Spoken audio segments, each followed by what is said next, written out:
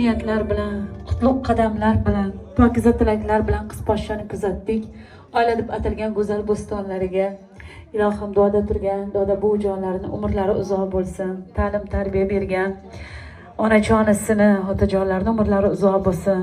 Ayniqsa mana shunday chiroyli niginaxondek qizni tarbiyalagan, o'sib undirib, gulg'uncha qilib, chin bog'bonlariga topshirgan dan opamga ming rahmatlar aytaman. Alloh rozi bo'lsin. Chiroyli opam mani bedor o'tkazgan kunlaringizga, tunlaringizga, mehnatlaringiz, zahmatlaringiz, ohistalaringizga rozi bo'ling.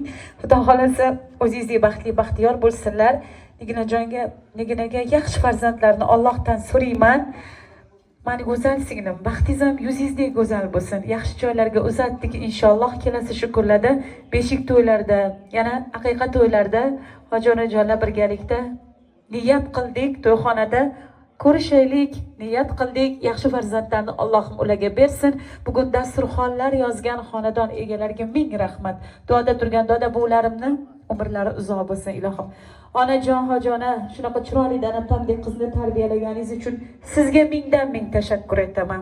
Juda ham yaxshi insonlar, juda ham yaxshi ayollar, juda mehribon onalar.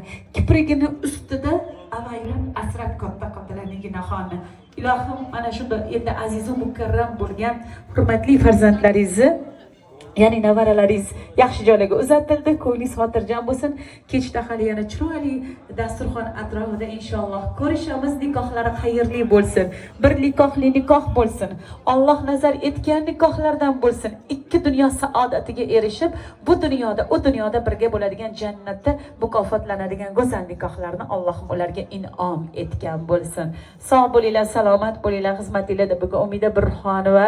Yaxshi kunlarda ko'rishamiz. Endi restoranga qarab yo'l olamiz. Sog' bo'ling, salomat bo'ling azizlar. To'ylar muborak bo'lsin yana bir bor.